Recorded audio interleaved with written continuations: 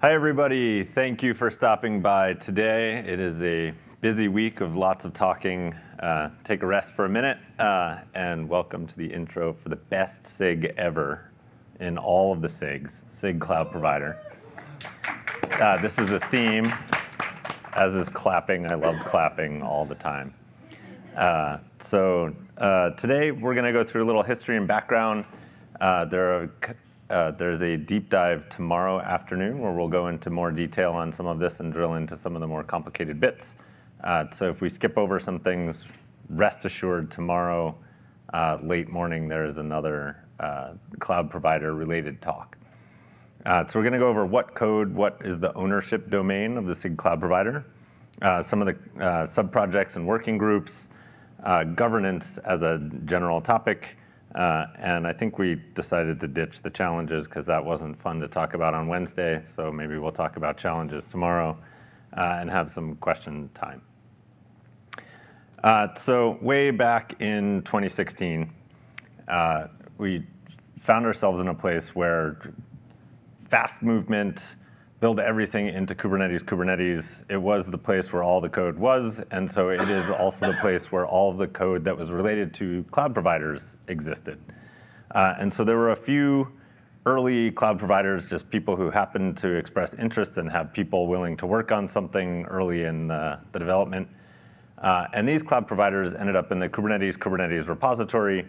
The Kubernetes build and release process compiles them in and spits them out as part of this tarball where you can extract it and run it on any one of these included cloud providers, and it will run. And so this is super simple. It's easy, and it didn't require a whole lot of collaboration and tooling and understanding of how things fit together and coordinated updates and lots of things. So it was certainly a reasonable place to start. However, as more cloud providers got interested and also wanted to be in the Kubernetes repository, it became clear that this was not a sustainable direction for the code base. And so as happens often in our community, someone makes a comment in a GitHub PR or unrelated way down in some comment thread, and suddenly that comment way down in a comment thread becomes a group of people, and that group of people grows, and then it becomes a SIG. So here's as far back as we can trace this concept. Tim made a comment that this wasn't the right direction. Maybe we can just call it external. He and WLAN0, also known to some of you as SID, but maybe mostly as WLAN0, put a lot of effort in from Rancher early on. And started making progress on an external cloud provider. And so fundamentally, the issue is this.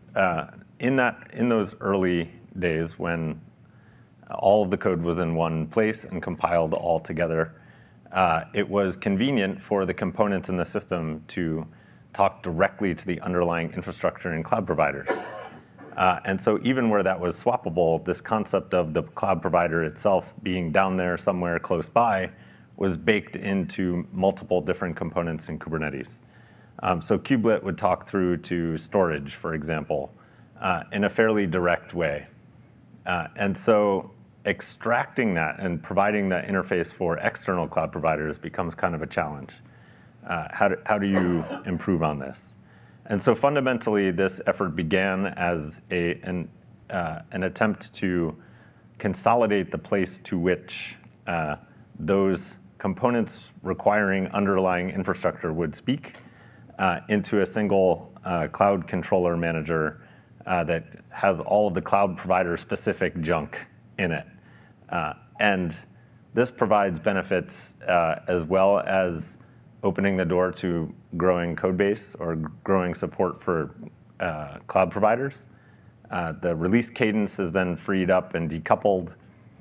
You don't have to run a bunch of code from a bunch of other engineers at other companies in your own deployment. And I know from conversations with our own security and legal teams, this is highly troublesome for some of them. So there are benefits as well as just being work. Chris. Okay, so out of this came a cloud provider working group which had a focus on addressing this particular problem. And it starts with the Kube Controller Manager, which was a set of interfaces inside of Kubernetes that set up a control loop to handle a bunch of different services, related to the cloud that Kubernetes was running on. So it had a node controller and a service controller and a networking and routes controller, as well as volume labels and volume controllers. And the next step was to transition this interface to a cloud controller manager, which could be standalone binary with its own control loop that would essentially provide all of these things. So you transition from internal interfaces that are very deeply entwined throughout the Kubernetes code base to a very clean interface that gives cloud providers a way to plug into this and provide the same services. One thing that you'll notice is that there's a little bit of a call out on the volume controllers here. And that's because as we continue to do work, as the community continues to do work on OSI, the OSI interface and drivers for that, more of those roles are going to fall into that. And so those functions will be taken over by the CSI drivers. And so returning to the situation that we had before, we have all of these clouds that want to participate in Kubernetes and are in some ways integrated into the Kubernetes code base. And with the Cloud Controller Manager, each one of these can be separated out, they can be encapsulated, and they can all be standalone. And not only do we take all of these existing clouds that are currently in the Kubernetes code base, but it allows us to add even more. But you realize that at some point that just building the Cloud Controller Manager wasn't enough. For the first part, there's a pretty heavy migration task for moving from the KCM to the CCM, as well as migration from Cloud Provider Storage to the CSI. We need to make CCM a buildable artifact. And as this is moving along, you wind up with code divergence between what's happening in the KCM and the CCM. On top of all of this, one of the major goals is to remove all of the existing cloud providers from Kubernetes/Kubernetes, which winds up being a very big task for a number of reasons. Some of them are related to the code. Some providers are just very deeply entwined, and you have to find all of the spaces where they touch inside and discover how you can break those dependencies and turn them and handle those through the clear interfaces. But there are also social aspects to that too. As many providers have built services and products on this, and there has to be a migration path for their technology and for their customers to be able to move from an internal provider that just shipped with Kubernetes to an external provider that's going to require these providers to upgrade their Kubernetes clusters. Additionally, we have to start thinking about how do we update the governance for the Kubernetes cloud providers, and who actually has the ownership of the cloud provider APIs and standards.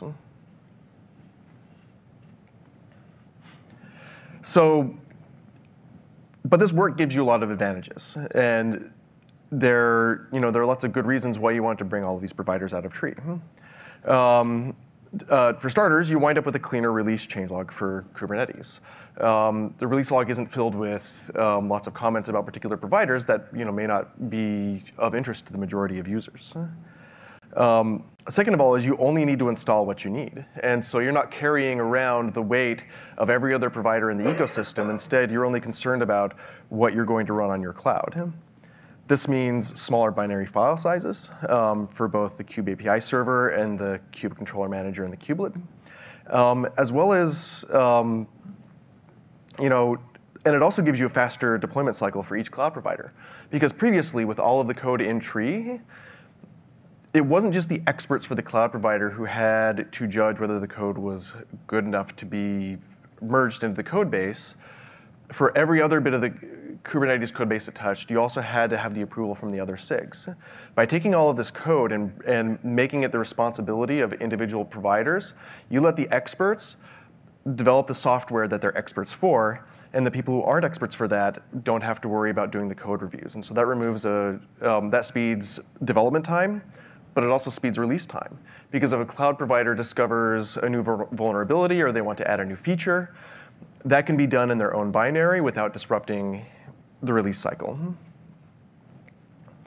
Finally, one of the most important things that you have is from these smaller binary sizes is you get security.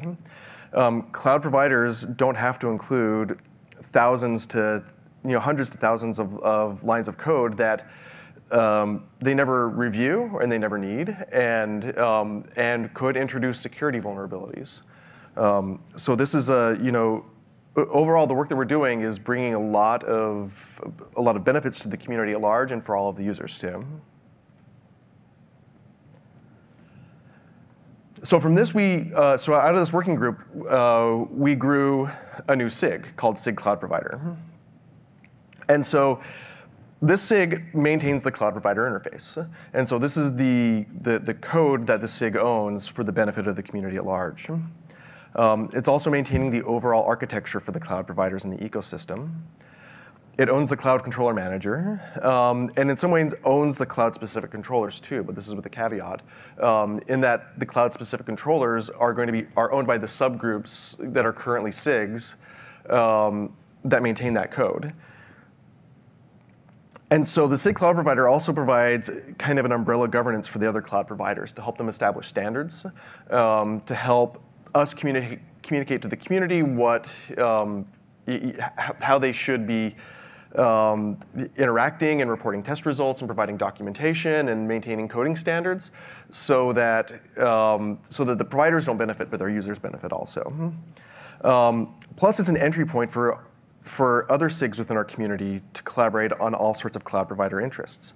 And so, how do we build and maintain docs? How do we handle cluster management in a consistent way? How do we build out testing infrastructure and reporting on that testing infrastructure? So we talked about some of the benefits. One area that we got early feedback on was that building an external cloud provider you didn't get the benefits of being in the Kubernetes org. All the automation and FetaBot cannot help you out there. Everyone loves FetaBot. So we went through the process of defining what are the requirements for getting a repository in the Kubernetes organization. And essentially, it boils down to a few things. One is just some indication that someone is using your cloud provider. Some user experience reports, some indication that there's traffic. It's not just two people in a basement with some Raspberry Pis and have an explosion of 50 million cloud providers. Maybe that's a different kind of success, but it wasn't the success we were looking for at the time in the first round. The second is testgrid integration. And this is super cool. This is both a requirement, but also a benefit. And what's interesting about it is that our good friends in SIG testing built some functionality for cloud providers to run conformance tests, their own infrastructure, and post the results back to a GCS bucket, which is consumed by testgrid and visualized. And the benefit here is you both get early warning that someone else did something and borked your distribution of Kubernetes, or if you're being a good citizen, you are paying attention and making sure that your changes don't bork someone else. But also the SIG as a whole, we can keep track of if all cloud providers go wonky, that gives us one signal. If only one goes wonky, gives us another. And if all but one go wonky, then that's probably the third kind of message we can get, which is just providing the consistency and quality signal across these now even more distributed groups of engineers focusing in different areas. So that's super exciting. That was great work by SIG testing. We're super appreciative of that. The third requirement was just the conformance of your provider, that it passes the conformance test. It's a certified distribution of Kubernetes. And there's some leeway for negotiation here if you are on the path to that and you need the repository to get to there. So we are aware of this chicken and the egg problem and totally reasonable humans on the other side of that conversation. So if you're in that situation, please reach out and we can work through it. And then documentation. And this is really one of the focus areas of the SIG has been consistency of experience across these providers. And it's really focused on the end user. And this portability across providers is really critical to the long-term success of Kubernetes. And so having the ability to discover how to get started on a provider is really important that that be a consistent experience for end users, regardless of what the platform is. And this is really important both to, for the community to avoid lock-in into a single provider, but also for providers to avoid lock-out. If your installation of Kubernetes is drastically different than others, then you may likely be locking out potential customers. So it's important in both directions. And this idea of consistency of user experience is really one of the founding principles that keeps our discussions and our investments on track. And finally, that the tech leads are members of the Kubernetes organization. That hasn't been a problem yet. Oh, this is the test grid. This is a screenshot of how lovely it is when all of the tests are passing. I will note that I cut off a red line at the end there in the screenshot. So it was there. It does provide valuable feedback when something breaks. It is useful to know that that's there. And test health is super important to understand that a test failure is actually meaningful. So please continue to invest in fixing tests when they go wrong. That is the foundation of a lot of the velocity that we can continue in the project. And it's worth noting that this is actually the cloud provider OpenStack. And so Chris and colleagues at OpenStack were the first adopter of this framework. So they paid the pioneer tax for all of us. Right. And that was work by DIMS. and so shout out to DIMS for that. Yeah. But the benefit to them is that they can now iterate in their own cloud provider, and they're starting to deprecate or have deprecated their in-tree cloud provider because the benefits outweigh the cost of this transition. So it is real. The benefits we're talking about are real. And code ownership, we're going to go through this fairly quickly, but this is the structure of the code that is owned by the SIG. So there is a cloud provider directory in GitHub, and then there are specific cloud providers as well.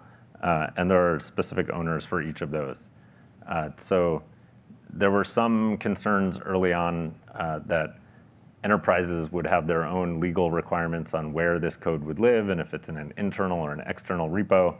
There are options there, but at this point, I think all of the cloud providers have elected to have this repository in the Kubernetes repository.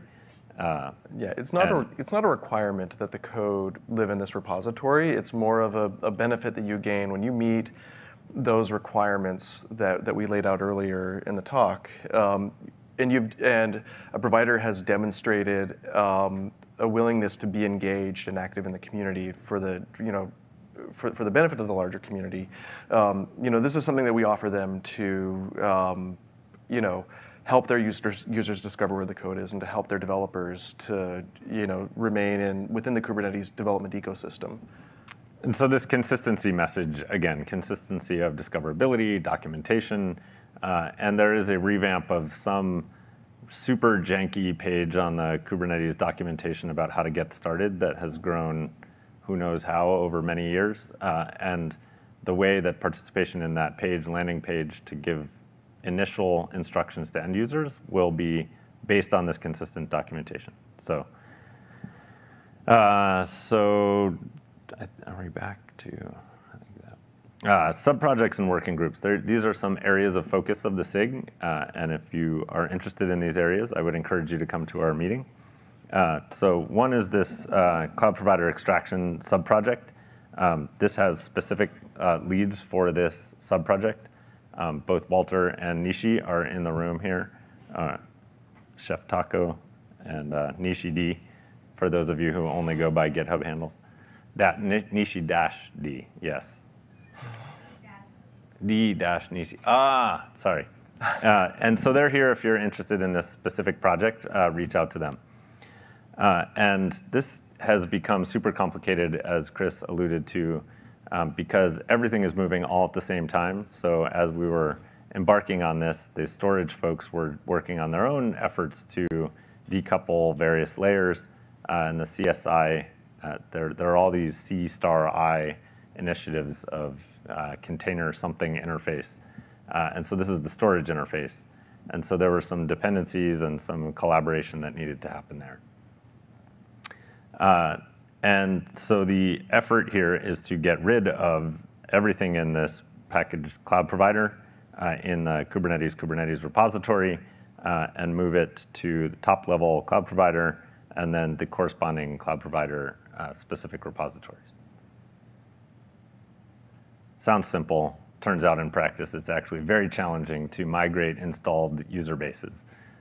But that is all working towards this removal of hundreds of thousands of lines of code, double points for removing code this year. Other areas of investment are there. This is a place to discuss the cross-cloud implications of efforts like long-term support in Kubernetes. What does that mean across different cloud providers? Every cloud provider has concepts of LTS. Every OS, like there are industry standards, and it's important that we come up with general solutions to these kinds of issues. And really, it's how do we meet the needs of customers looking for stability? I feel pretty strongly that LTS is a dangerous path to go without really thinking it all the way through to the end of what happens at the end of the LTS support level. You either migrate or fast forward through lots of upgrades or something. But it's not enough to just punt it to that moment and end up in the Python 2.7 and 3.x world. So we need to have those conversations, and they need to have representation from all of these various cloud providers and how it fits into those worlds. Another example is the behavior of load balancers, the behavior of VMs and the states that they can have in different cloud providers, and coming up with consistent ways to reason about those. So those are the kinds of conversations that come up in here. The other one that's really interesting is as we move into a world where Kubernetes is broken down into more and smaller components, we don't move to no problems, we move to new and different problems of coordinated upgrades, and where you don't have a single tarball that can be extracted on any cloud provider and work. We have to provide some tooling or at least expectation management for customers of where do they find the other pieces that they need. Core DNS is a different CNCF project, is now the default DNS solution in Kubernetes. We have to package that together somehow and help customers understand that journey. And then I referenced the SIG docs effort to get this getting started pages cleaned up and consistent across these different providers. So I think, Chris, you're going to take this last part, yeah? Yeah. So where does this lead to for the future, and particularly in the governance? Because right now, this SIG is fairly young, and it's coordinating the efforts of a lot of SIGs, and especially the SIGs that are devoted to the cloud providers. What we've found is that a SIG per cloud provider is not sustainable. That as we have more cloud providers wanting to enter the ecosystem, there's an explosion of SIGs, and we could very easily reach a point where the number of cloud provider SIGs is larger than all of the other SIGs that aren't cloud providers. And so one of the intentions, one of the goals in the charter of this of SIG Cloud Provider was to fold the ownership of all the cloud providers under one SIG. This is still a work in progress. But it would be, all of the cloud provider repos would be subprojects of the SIG Cloud Provider.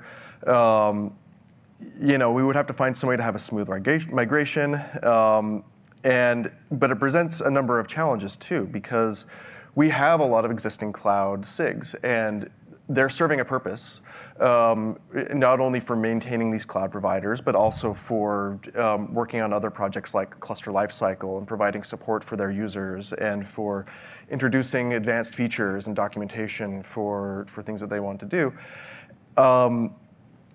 There needs to be a discussion about what this future looks like, and if our original plan is the right plan, or if there's a different path that we could be taking that maintains the visibility and the visibility and the ability for these organizations to to continue to do this work and support their users. Not only within the Kubernetes community when in the development, but also at events like this. We're going to be talking more about that tomorrow during this is one of the topics of the deep dive. And so if this is something that you're interested in, we encourage you to come tomorrow. And you can read more about this idea of subprojects in this community issue. OK, so it's time to wrap it up and see what's next. And so we are close to the end of the talk. So how can you get involved? We have biweekly SIG Cloud Provider meetings. These are at 1 p.m. every other Wednesday. I'm expecting that with KubeCon and then the holiday coming up that we probably won't be meeting again until January 9th is what it looked like on the calendar. We are exploring some more world-friendly times. We need help still with the code migration from Kubernetes to the staging repo. This is really the big development item that we're working on right now. And the more hands we have on this, the faster it's going to go, and the faster we can start moving all of these cloud providers out of in-tree, completing this work and moving on to new and other interesting problems that we face. We have a Slack channel. It's SIG Cloud Provider. We are in the process right now of improving documentation. One of the meetings we had at the developer conference earlier this week was exactly around this issue. And we're expecting more direct collaboration with SIG docs in 2019. With tasks that we're going to show up with to achieve during the development cycle. And so if you like writing docs, who doesn't, please join us and contribute to that. And we're going to continue to strive for portability and interoperability. So tomorrow, we're going to have the SIG Cloud Provider. Oh, and the other way that you can get involved too is with the cloud. For the cloud provider extraction, we also have we have biweekly meetings for that also. I think they're weekly meetings on Thursday. Thursdays at 1 p.m. Pacific time. Yep. So tomorrow, we have the SIG Cloud Provider Deep Dive. This is going to be at 10:50 in room 3AB. Topics will include topics will include everything you see up here: the cloud abstractions, what the various cloud controllers actually do, the migration of KCM to CCM in production clusters. This is actually an important problem to solve for a lot of the providers. Migrating from Kubernetes to Cloud Provider, addressing technical debt, as well as talking about the governance updates and changes for Provider SIGs. So before we go into the questions and discussions, I don't think that Jago and I actually introduced ourselves at the beginning of the talk. And we had to build credibility first. Yeah. That was all planned. Yeah. So I work for the OpenStack Foundation. I'm Chris Hoge, and I'm Jago Macleod. I work at Google. Yeah, and in the audience is Andrew Sai Kim. Andrew and Jago were the kind of the two people who really pushed to really drive the creation of the SIG. And I want to call out Walter and Nishi too for the leadership on the extraction process. Their work has been invaluable, and it's been really fantastic working with all of them.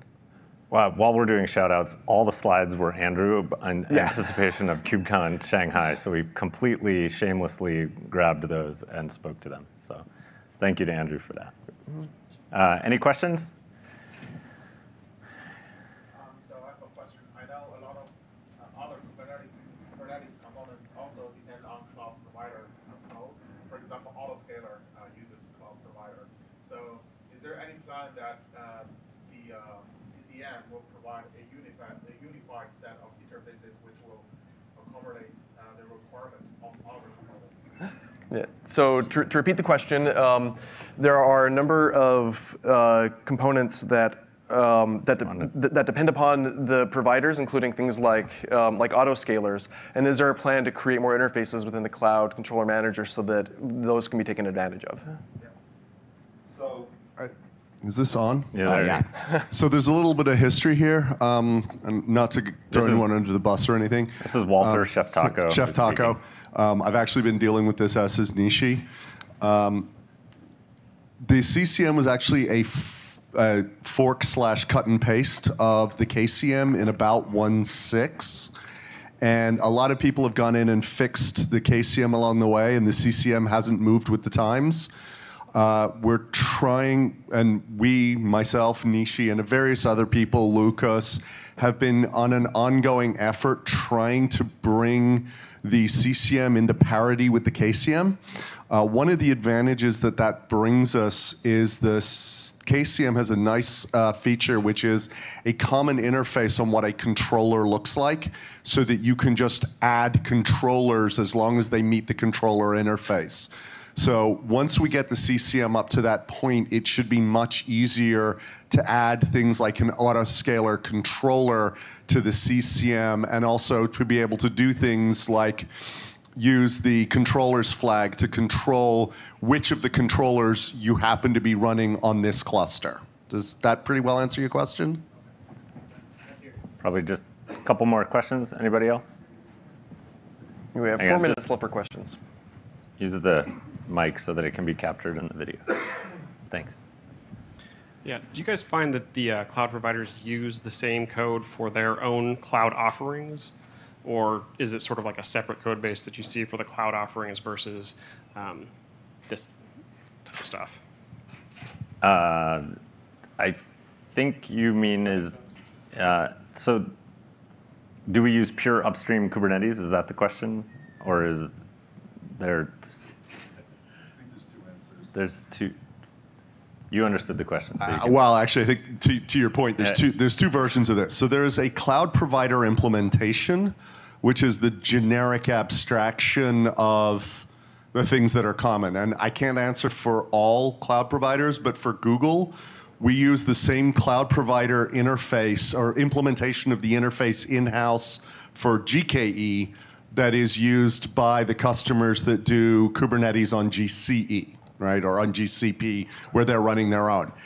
That having been said, there are a few things that we do throw in. GKE is FIPS certified, and so it has nothing to do with the cloud provider code, but we do add a special version of one of the libraries that has been FIPS qualified. So there are 1 or 2 things like that that do happen, but the cloud provider implementation is actually exactly the same in the version of Kubernetes that you run as in the version that we run.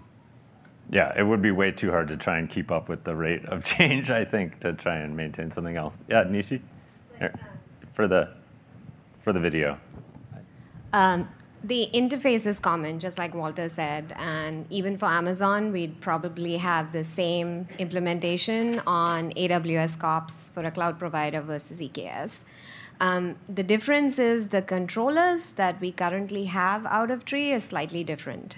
So like we do have node controllers and service controllers for load balancers, but how the node controller works on GKE or GCE is different from how it works on Amazon EKS or AWS. It's because how we discover nodes. And then we don't have a route controller yet in the out-of-tree CCM, which is already implemented in Google.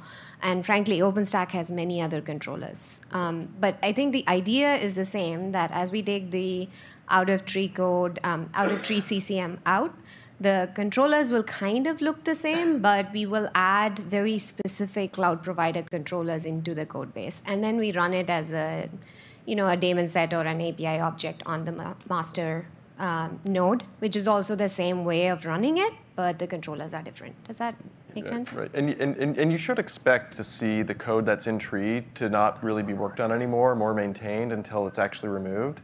And so the external providers are going to, they've often started from the same code, but now they're drifting away and becoming more advanced and more refined, which is what you would expect, and it's actually what you want. You want to encourage your users to leave the in-tree code. Last question? Yeah. for posterity into the mic. So I had a question about testing. Currently, we are certifying Kubernetes distribution, but do we have specific testing for cloud providers to say that they behave on the same way or not? No, there are no specific cloud provider conformance tests. And one of the goals of the conformance test program is to test the interface and not the implementations. So that's kind of an important distinction in layering. So it shouldn't make any difference. And Nishi has a follow-up.